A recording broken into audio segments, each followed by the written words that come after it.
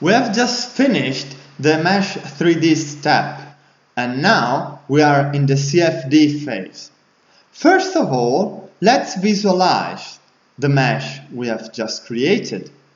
So we select the last Mesh 3D, and automatically we will see the bounding box we defined in an earlier stage.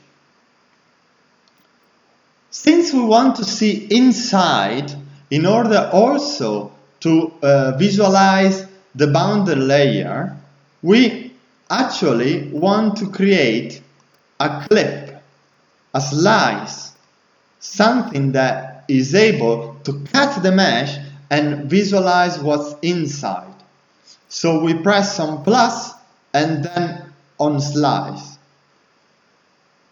Once the slice is done, we will have to give the computer the 6 options to define the slice. These options are 1 point and the normal direction. For the present tutorial, we simply confirm what are the default values. In representation, we select surface with edges, we press apply, and here you are.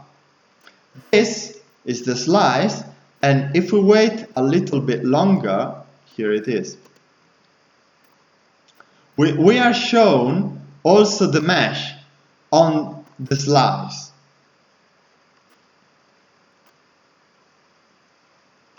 With the right button of the mouse, we can zoom in and zoom out, and if we move close to the sphere, here you are the magic. We can see the boundary layer we defined in the earlier stage. This boundary layer is a prismatic boundary layer surrounded by a tetrahedral mesh. So now we are ready to select the options for the CFD step. So first of all, the type of flow. We want the flow to be incompressible, such as water or air at low velocity. And the turbulence model. We don't want to deal with turbulence, we just want to have a laminar flow. And then we leave the initialization as default values. We can move on to the boundary condition step. In here, as usual, we have to select for each variable what is gonna be its boundary. So west, we want this to be inlet. So we define a 0 pressure gradient and a 1 velocity on x direction and 0 on all the other direction. We don't need to press apply, and we move to east boundary. We want this boundary to be the outlet. So we select gradient for the velocity and we apply a fixed pressure of 100 and 1325 Pascal.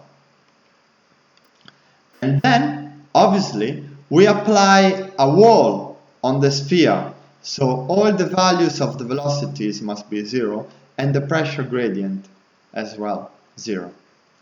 We can move to the third section of this step, in which we define the simulation type. We want a steady simulation, current to be 1, number of iteration 100, and output frequency. We want an output file to be produced every 100 iteration.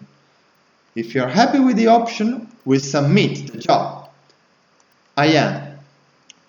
Once again, we can see the CFD job running in here. Just as a reminder, you won't be able to run the CFD step without credit.